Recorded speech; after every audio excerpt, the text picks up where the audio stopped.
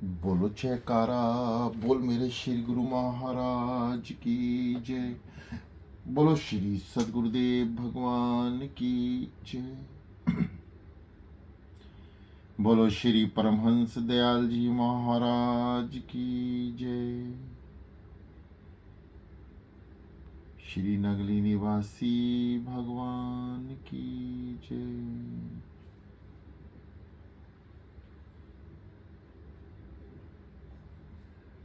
ओम तत्सत। तीसरा भाग, वेदांत।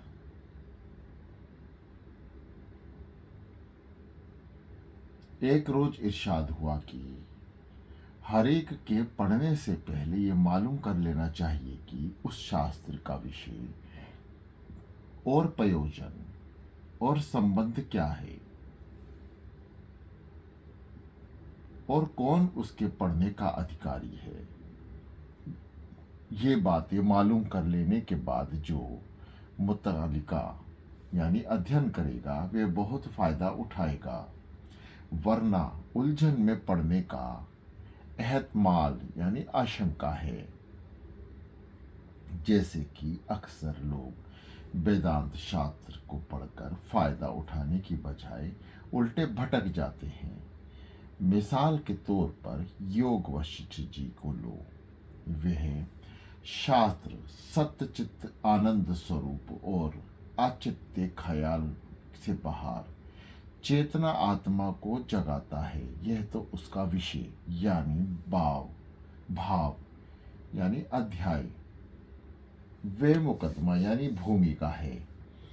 और परमात्मा की प्राप्ति और अनात्म अभिमान दुख छूट जाना यह प्रयोजन है। और ब्रह्म विद्या और मोक्ष उपाय से उत्तम पद का प्रतिपादन यह संबंध यानी ताल्लुक है। जिसको यह निश्चय हुआ कि मैं अद्वैत ब्रह्म अनात्मा देह से बंधा हुआ हूँ, सो किस प्रकार से छूटूं। वह न अति ज्ञानवान है न मूर्ख ही है। ऐसा विचित्र आत्मा यहाँ अधिकारी है। एक शख्स को हमने कहते सुना कि कथा सुनने में प्रेम पैदा होना चाहिए। अगर मैंने योग वशिष्ठ जी की कथा बहुत अरसा समय तक सुनी, मेरे हृदय में तो प्रेम उपजा।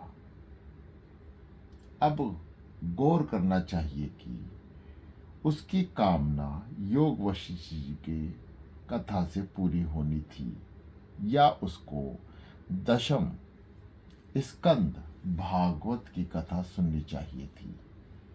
वह योग वशिष्ठ की कथा के सुनने का अधिकारी ना था। आगे एक रोज इरशाद हुआ कि श्रीमद् भागवत गीता का कलाम 3 जमीरों में लिखा गया है। हाजिर, गायब, वह मुतकालिम। इसलिए इसको समझने की में गलती होती है। जो इन तीनों जमीरों को अलहदा अलहदा समझेगा वही कल में गीता को अच्छी तरह से समझ सकेगा। किसी जगह तो श्री कृष्ण महाराज पुरुषोत्तम परमात्मा के बतौर गायब यानी निराकार बताते हैं। ना गौहर में है वो, ना संग में वो, लेकिन चमकता है हर रंग में। किसी जगह परमात्मा का बतौर हाजिर यानी साकार बताते हैं। पनाहे बुलंदी तू पस्ती तुई, हमा निसंद ई चाह हस्ती हुई। और जिस जगह मुतकलीम करके खिताब करते हैं, मन खुदायाम मन खुदायाम मन खुदा, फारिक अज की वारो को नहा वे अजरिया। आगे एक रोज इरशाद हुआ कि जो शख्स अपने काम में कामयाबी हासिल करना चाहते हैं उसके लिए इन 10 बातों का जान लेना जरूरी है। पहला, कारण हेतु। मायने सभा काम करने वाले कहते हैं, हेतु और कर्ता भी उसके दूसरे नाम हैं। दूसरा, कारण, काम करने के लिए जो सामान दरकार हो उसको कारण कहते हैं। तीसरा, कार्य, योनि। मायने काम की आलस्य जो बिगड़कर कार्य रूप में बदल जाती है, जैसे मिट्टी का घड़ा जिसमें मिट्टी कार्य योनि है। चौथा, कार्य, मायने काम जिसकी पैदाइश के इम्कान यानी संभावना से करने वाला रजुआ यानी प्रवृत्ति का है। पांचवा, कार्य, फल, मायने काम का नतीजा जिस मकसद से काम की उत्पत्ति की जाती है। अनुबंध, छठा, अनुबंध, ताल्लुक से जरूरी ताल्लुक रखता है।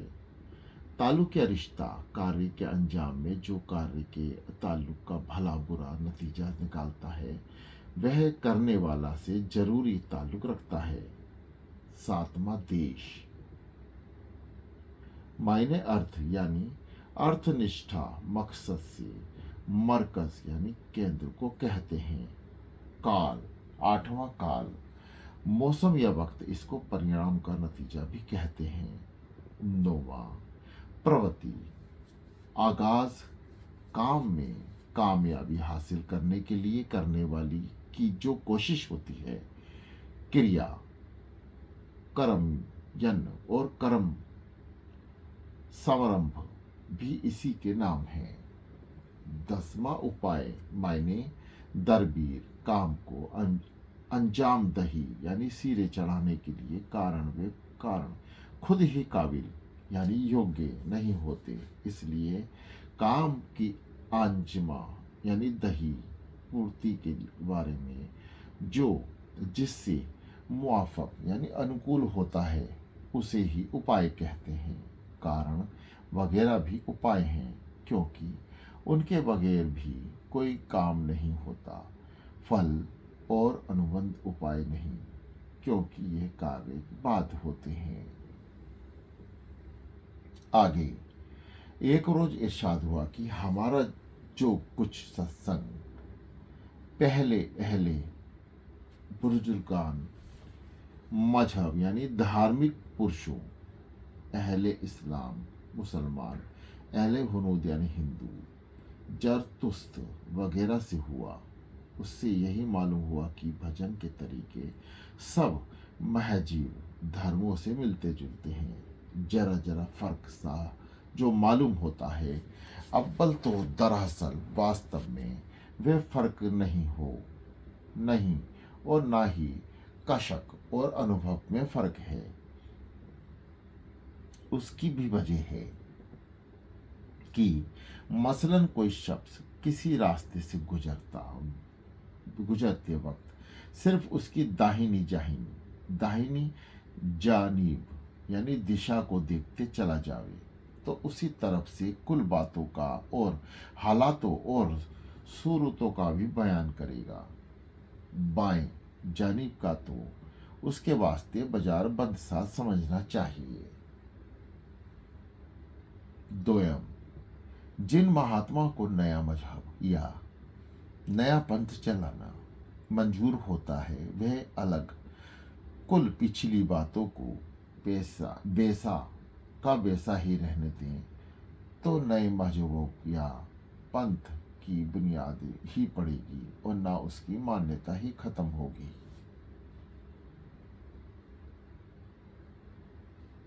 तीसरे, मुल्क को माली अर्थात जिस्मानी हालत वगैरह के लिहाज से जब कभी कुछ तब्दीली की जरूरत होती है तो उस तब्दीली को अमल यानी कार्यवत में लाना भी पड़ा, लेकिन जो अभ्यासी सिद्धक यानी संतोष, इरादत यानी संकल्प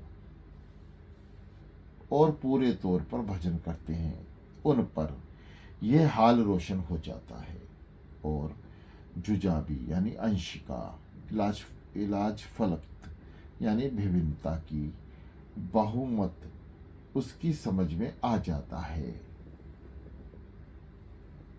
आगे एक रोज इरशाद हुआ कि दरिया गंगा जी एक है, लेकिन मुख्तलिफ मुकामात पर जा बाजा यानी जगह जगह तीर्थ कायम हो गए। मसलन हरिद्वार, सोरों, राजकोट, त्रिवेणी वगैरह।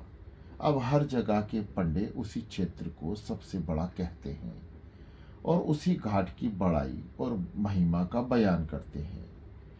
इसी तरह मुख्तलिफ मजहबों और फिरकों का हाल है। वह भी तालीम मारूजा यानी शिक्षा अनुसार मजहब की बड़ाई करके जिज्ञासु और तालिब को उसी के रमूज यानी भेद समझते हैं और सबसे बड़ा उसी को ठहराते हैं। नदियां घाट बहुतरे, कहत कबीरा नाम के फेरे। लेकिन इस हद तक तो कुछ मुआजिका यानी आपत्ति नहीं, मगर अपने पास वाले घाट की तरफ करना और साथ ही दूसरे की बुराई करना नाकिस यानी बुरा है। लेकिन जो मजहब दूसरे फिरकों के निसब विषय में बुरा भला कहते हैं, वे भी अच्छी निगाह से नहीं देखी जाती। अलबत्ता और मसहलत वक्त या किसी का निश्चित खास तमाम करार लगाने के लिए कुछ कहा जाए तो रब्बा उचित है, मगर नुक्स दुर्गुण से बरी मुक्ति यह भी है।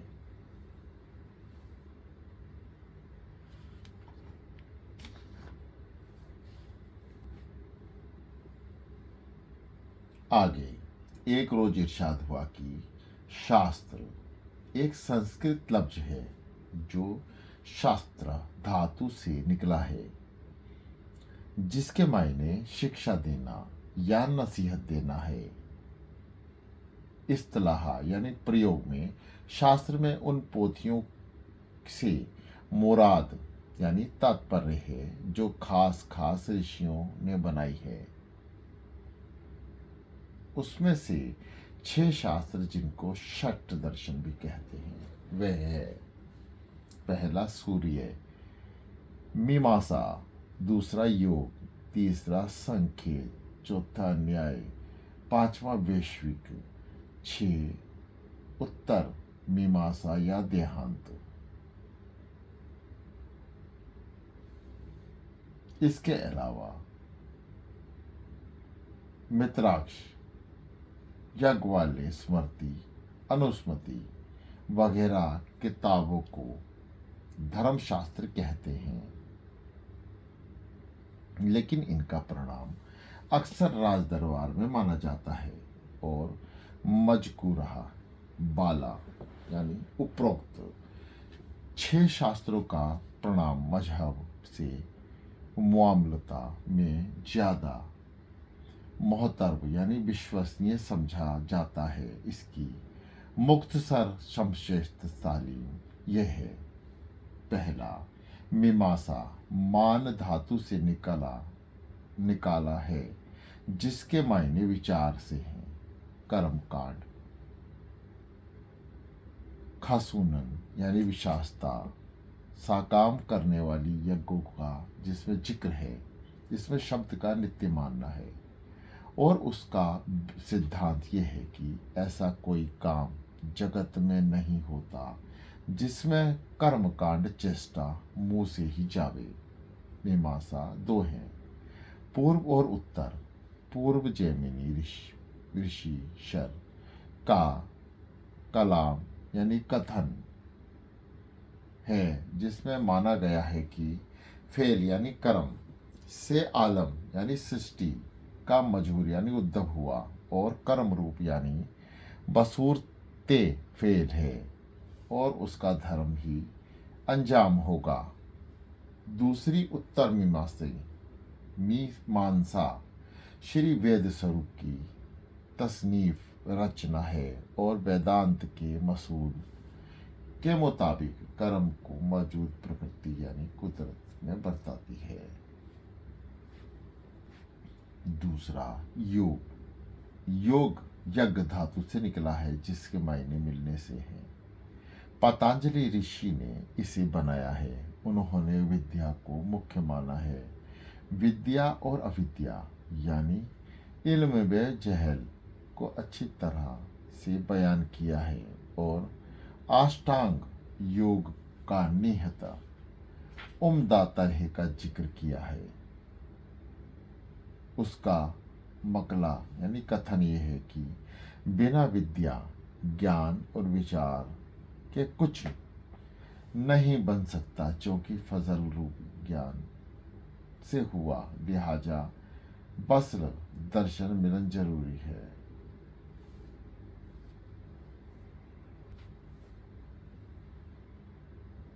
तीसरा, संख्या। खया धातु से निकला है, जिसके मायने गिनती या शुमार के हैं।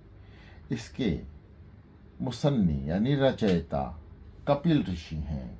इन्होंने प्रकृति यानी गुणों को मुख्य माना।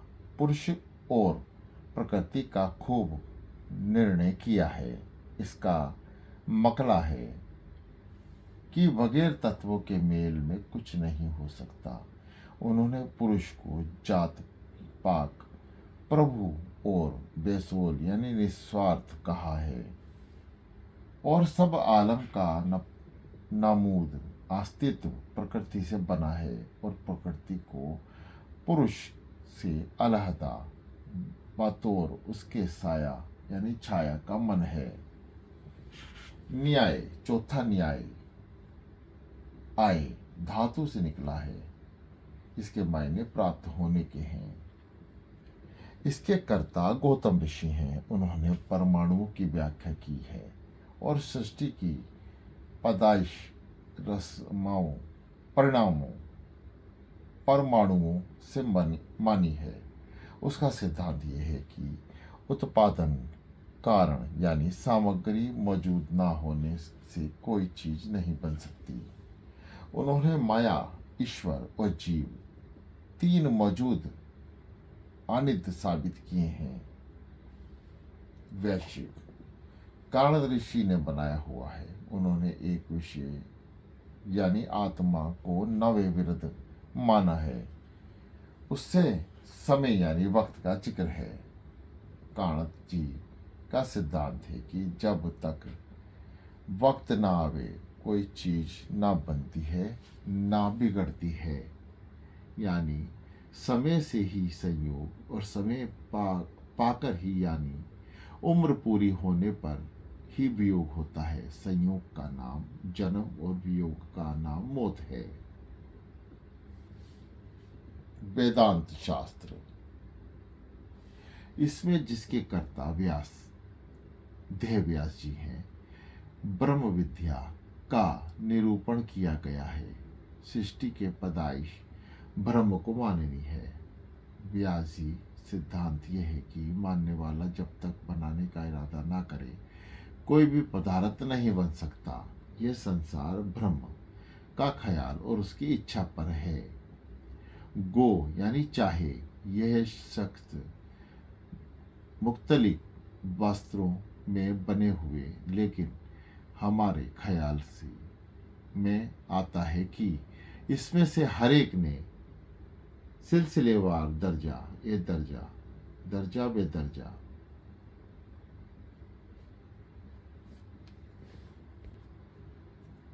कि अव्वल हस्ब मंशा इच्छानुसार जैमिनी जी और कर्म चेष्टा करें, यानी हाथ पैर हिलावें।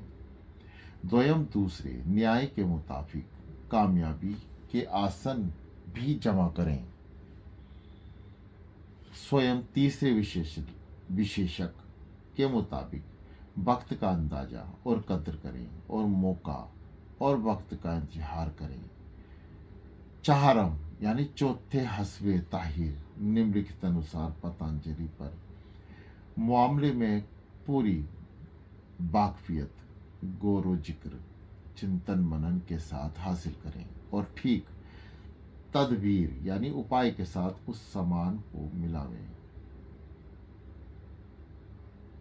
पंचम, पांचवें संख्या शास्त्र की रूह से कथानुसार मुनासिब तदावीर यानी युक्तियों से अमल में लाई जावे और हर एक आशिया के जुबा तत्व की सहनशील मिले और अंदाजा यानी मात्रा ठीक करें।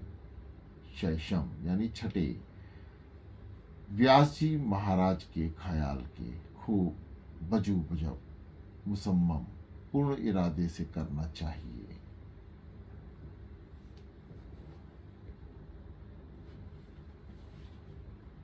बोलो जयकारा, बोल मेरे श्री गुरु महाराज की जय।